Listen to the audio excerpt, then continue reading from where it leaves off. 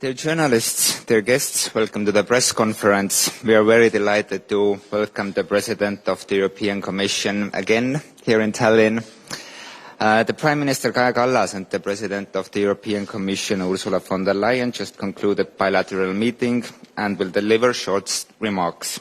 After that, it is possible for media to ask questions. The press conference is held in English with simultaneous translation into Estonian. First, Prime Minister Kaja Kallas, the floor is yours. Thank you. Dear Ursula, dear members of the press, it is my great pleasure to welcome you here in Estonia. Thank you for the good and thorough discussions that we have had. I'm glad that we will be opening the Tallinn Digital Summit shortly that will focus on how to build trusted connections and trusted partnerships and how to avoid new dependencies, a topic that has a greater urgency given the ongoing Russian aggression. The embodiment of the trusted connectivity concept that Estonia has introduced is the European Union's global gateway, something you, Ursula, personally have been leading.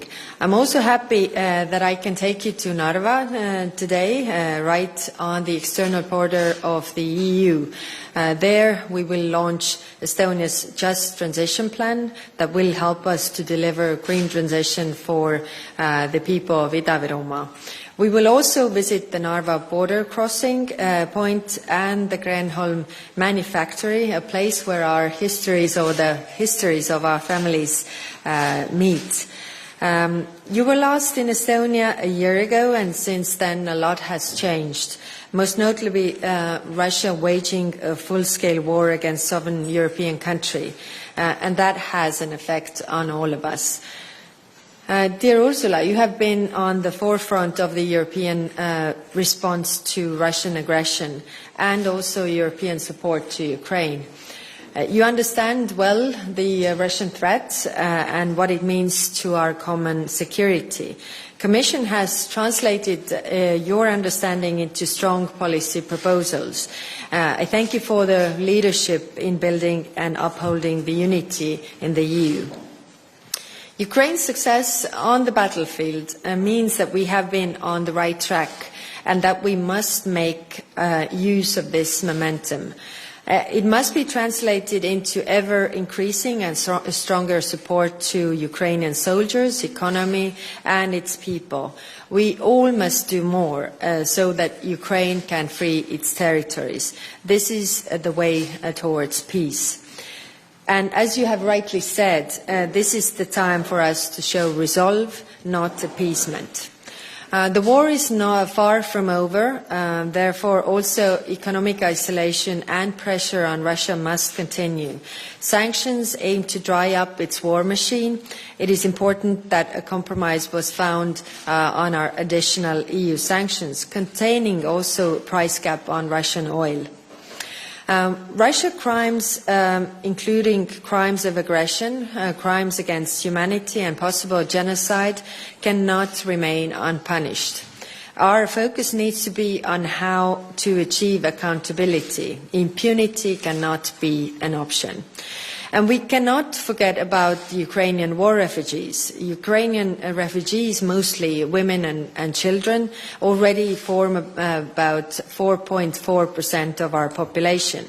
Our message to the European Commission is that European solution is needed to assist those fleeing the war inside Ukraine, as well as to support the member states who are providing shelter and protection to a large number of Ukrainian refugees. I would also like to thank the Commission for the work they have been doing in this regard. Next to the conventional war that Russia is waging on Ukraine, there is also a hybrid war and the war on information going on. We must pay attention to the stability of our societies because Russia's long-term interest is to divide us, not among the European member states, but also within our societies. And this brings me to my final point, which is energy. Russia has demonstrated very clearly how energy can be used as a weapon. This means we need to ensure the energy security in Europe, and we need to work on different tracks. decreasing energy prices, ensuring the security of supply, diversification of energy sources, and ending our dependence on Russian hydrocarbons, boosting investments to deliver green energy. At the moment, the most time-sensitive issue is to find common solutions to reducing energy prices. This will work only in case we find joint solutions and not fragment the EU single market. We discussed it last week in Prague and must continue with urgency. Here I also turn to the Commission for their leadership. This winter may be hard, but it is the price we must pay to put the stop to Russian aggression and its imperialistic dream once and for all. And the only way to do this is to demonstrate unity and strength. Thank you. Thank you, Prime Minister. President of the Commission, please. Thank you very much, and thank you very much, dear Kaya. I'm glad to be here back in Tallinn. Thank you very much for a very good bilateral meeting, which is basically the continuation of our ongoing dialogue the two of us have all the time. Let me reflect on a few topics that you have mentioned. The first one is indeed Ukraine. I must say Estonia is an important player in our response to the Russian aggression, and I really thank you for your determination and being so steadfast and staunch. We share the same understanding of the threat that Putin poses, and I really want to thank you also for being one of the main drivers what the delivery of the 8 sanctions packages is concerned. As you said, it always needs unity, but it also needs member states like Estonia who are driving the unity forward. These sanctions are biting. We see by now the effect on the Russian economy, and we will keep up the pressure to drain Putin's war chest. What I also want to thank for is the warmth with which the Estonian people have opened their hearts and their homes to Ukrainian refugees. This is outstanding. This will be never forgotten. We support as much as we can through flexibilizing funds, but the big gesture of human solidarity is outstanding, and I really want to thank the Estonian people for that. We are in this together. The European Union is the most important supporter of Ukraine, together with the United States. Since the beginning of the war, we have supported Ukraine financially as Team Europe with up to 19 billion euros.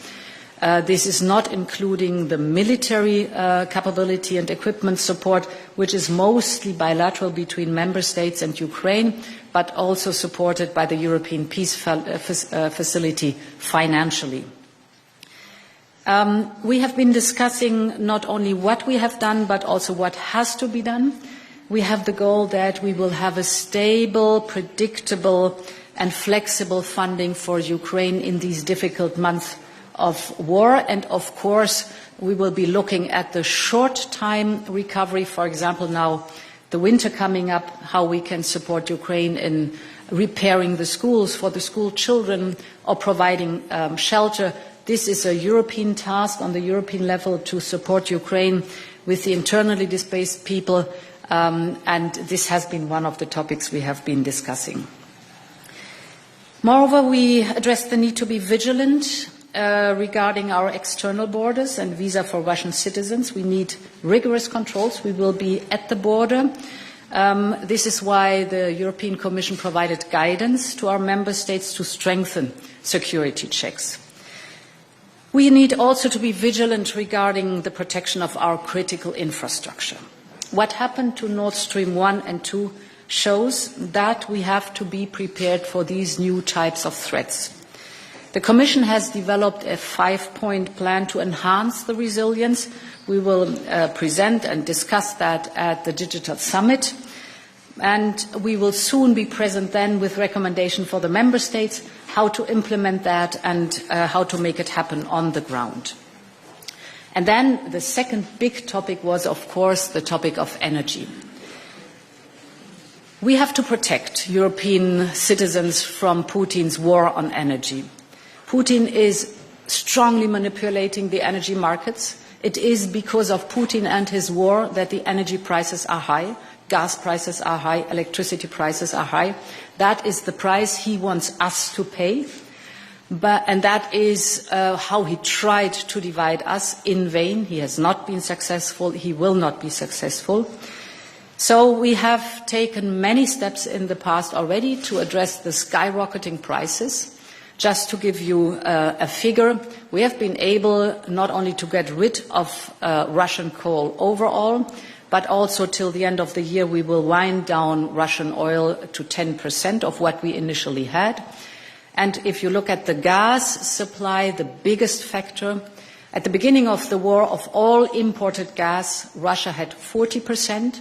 Now we are down to 7.5% within 7 months. So these were enormous efforts done successfully, diverting away from Russian fossil fuels towards reliable suppliers and invest in renewable energies that give us independence. We have also been discussing together how we look at the gas market overall with the skyrocketing prices. And indeed, we will come forward as a Commission in the next 2 weeks with proposals to tame the energy prices and to tame the electricity prices. The aim is to reduce the price to a certain level without endangering security of supply. But as I've said, the best way beyond this immediate action to intervene in the market and to limit the electricity and energy prices, the best way over time to get rid of any kind of blackmail from Russia is to accelerate the clean transition in renewable energy. And I know that Estonia has everything it takes to achieve this transition, and the European Union is, of course, here to support you in this transition towards renewable energy, to give you not only independence, but also to do the right steps in case of our climate. Finally, we will travel to Narva this afternoon to launch the Just Transition Plan for the Ida-Viru region. This is an investment plan of 354 million euros from the European Union to support the region's industrial transition and change, and to ensure that nobody is left behind in that region. Russia's war has confirmed the need for trusted partnership and trusted connectivity. Indeed, as you said, the Global Gateway Strategy can help deliver this. So I'm very much looking forward to the Digital Summit, and thank you for the attention. Thank you. Now it's possible for me to ask questions. Please state your outlet you're representing, and please use microphone, and please also say to whom the question is addressed to. And first up is Estonian National Broadcaster, please. Thank you. Tarmo Maiberg from Estonian Broadcasting Company. Question to both of you. Do you support International Tribunal for war crimes in Ukraine? Because victims need some kind of, at least partially, justice. Thank you. Yes, we strongly support international tribunals for war crime. It has to be brought before the law. From the very beginning on, we have supported Ukraine in collecting the evidence. That is very important. And of course, to make the case in the International Criminal Court and to support the investigation teams that are on a regular basis going to Ukraine. It is of utmost importance that those who are responsible for these crimes are held accountable. This is the basis of our rule of law and the international rule of law. Yes, we were discussing that as well. There are crimes of war crimes, and then there are crimes of aggression. And for prosecuting the crimes of aggression, we need the International Tribunal. So the question is, which organization is putting up the International Tribunal? And I see that European Union could be the embodiment, and of course other countries can join, because this is something, the war crimes are crimes that are committed in Ukraine. The crimes of aggression are the crimes of really attacking another country. And therefore, I think European Union should have a leading role in putting together this international tribunal. Thank you. Second question, Delphi, please. Hello, this is Grete Bullester from Delphi. A question to the President of the Commission regarding the next sanctions package. What would you say, or maybe you could give your stance on how should it look like, how fast should it be done? And a follow-up question is, like, there are loopholes that people can escape the sanctions from, through the loopholes. How would you say the EU has learned from the previous loopholes, and how will they be tackled in future? So we just issued and agreed on the 8th package of sanctions a few days ago. Therefore, it is important now to implement it and to create a track record. And what the loopholes and circumvention is concerned, overall the sanctions are really biting. We see that in the Russian economy. It is absolutely going down the drain. And what we see is by now that our export bans are having a very severe impact on the economy. For example, slowing down any kind of production of high-tech products, having an effect on the military complex. That's exactly what we wanted. Production, for example, of automobiles has almost come to a standstill. So these are the topics that were expected from the sanctions.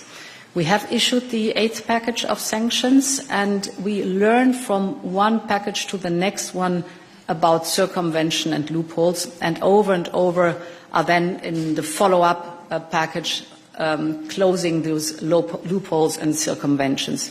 What we've done, for example, in the 8th package, that's very important, is that we said in third countries, if you take European goods, bring them to third countries, and then bring them to Russia, the person who does that, or the entity who does that, will be listed by us. So this is a very strong deterrent to make sure that we do not have a circumvention through third countries towards Russia. So thank you. This is unfortunately all the time we have. The President is expected in Kadriorg. And thank you for following, and thank you for coming. Have a nice day. Thank you.